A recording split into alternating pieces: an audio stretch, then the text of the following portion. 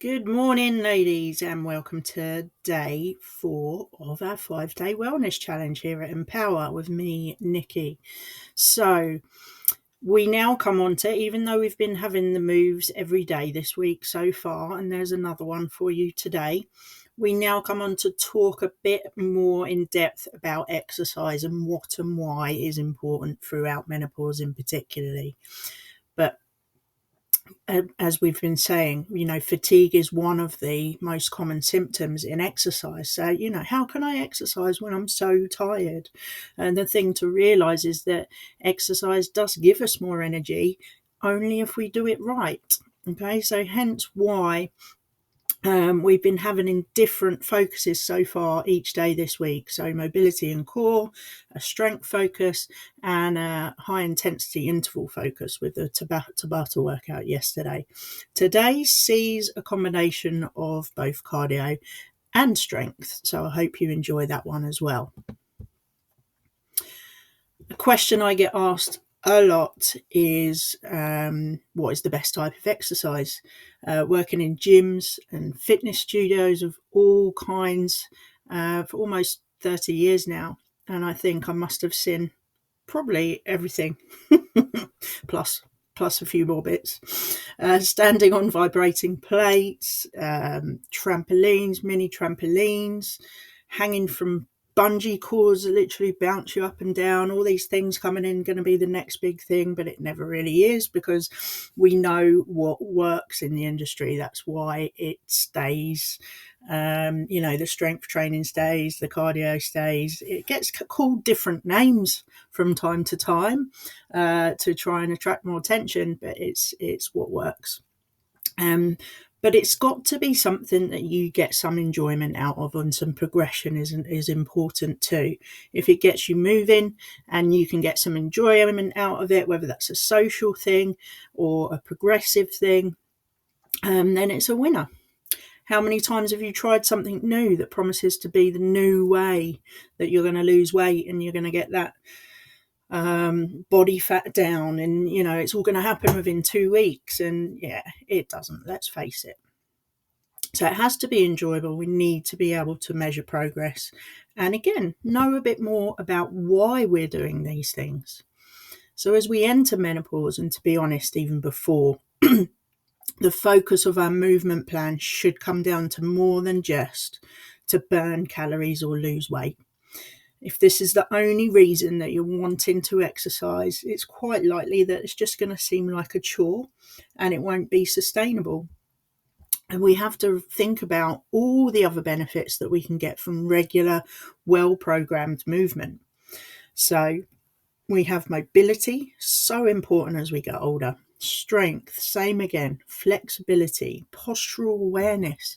We're all sat more, we're on our phones more. It's something that we're going to have to be really focused around as time goes on. Balance is hugely important. Psychological well-being, how we're feeling about ourselves, and movement helps us feel more positive. And education, so why are we doing it, what's happening to our bodies, and what can happen. Taking the guesswork out of exercise and working with a coach or a group will mean that you get what you need. So we've just listed the benefits and reasons why we should exercise in a particular way, but why? Where's the science behind this when it comes to menopause in particular? So we know that estrogen has a lot of roles to play now, and when it starts to deplete, it can mean changes and risk increases in particular areas of our health and fitness. So decline in estrogen, how can exercise help with this? Well, we can maintain and improve our bone density. Remember, that starts to decline.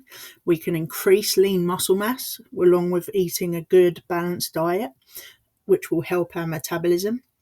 We can improve joint mobility and balance. And it also helps keep our brains healthy and active. So that cognitive function comes up again, that brain fog, that fatigue, movement, good focused strength movement in particular is really going to help with that. So we know that the risk of osteopenia, osteoporosis increases when estrogen declines. So the resistance-based training to promote bone strength, even if signs of osteopenia, for example, are present, it is actually possible to reverse this. And I actually did this with one of my long-term clients, Lisa, who's now also a coach. She was diagnosed with osteopenia when we first started working together, and within 3 years of good strength training, and in between her last DEXA scan and her most recent one last year, she has reversed that condition and been told that they just, they don't need to see her again for a long time, which is just amazing. It does work. Lean muscle mass. So as well as resistance-based training, adequate protein, hence why we had that focus earlier in the week, will ensure healthy muscles, meaning a healthy metabolism. So traditionally, a lot of women can shy away from any kind of resistance-based training. It's a lot better more recently, but there's still some stigma for some women around weight training. We may have been told previously that it's not feminine to have big muscles, or I don't want to look bulky, those kinds of sayings and feelings. But we have to remember, how do we keep any kind of shape? How do we keep a healthy, well-functioning body? It's our muscles. So if we don't look after them, then our health is going to suffer. It'd be very hard to get bulky, by the way. Very hard. We are fighting against declining muscle mass. So to make sure that we're getting enough protein just to maintain that, let alone grow it, it's going to be very, very difficult. You will have a shapely body that works well and burns fat more efficiently. Doesn't that sound good? I know there's a lot of us in this group who weight loss is one of the things, lose a few pounds, but get rid of a bit of belly fat. And that's what will happen if we look after our muscles, I promise you.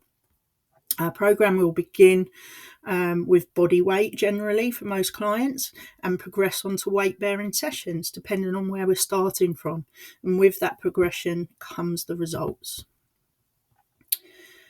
Joint mobility and balance. So lots of achiness. I know a few of you have spoken to me about that.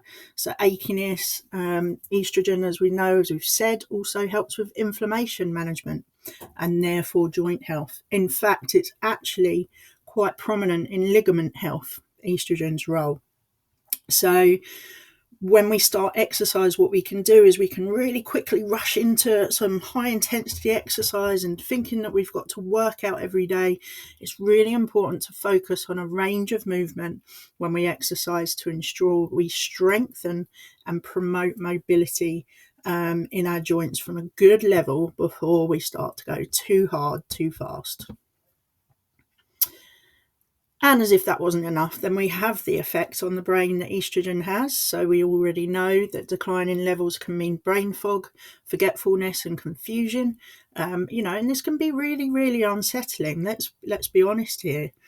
The good news is that the exercise programs within Empower will help brain function by using sequences where the brain and the body need to work together, helping keep our messaging systems healthy and fired up. And then finally, here is a nice little image of what your movement program should include. And it looks like a lot, but if you think about it, all these movements that you see here are what we do every day. A squat, we simply need to sit down and get back up again if we want to sit on a chair, go to the toilet, pick something up. A lunge, if we need to bend down, pick something up again. Pushing open a door, pulling open a door. Bend to extend, that just means picking something up. Rotate, turn around, drag.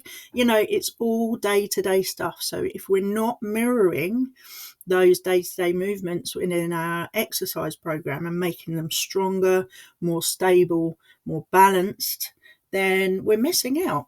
Okay, so this is how we put the Empower training programs together.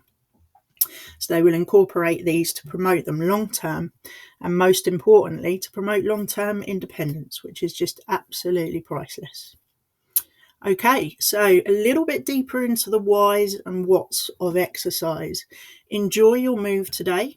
And as always, let's keep sharing. Let us know how you're getting on. And let's touch on how the no sugar and how your protein is going. Have a great day.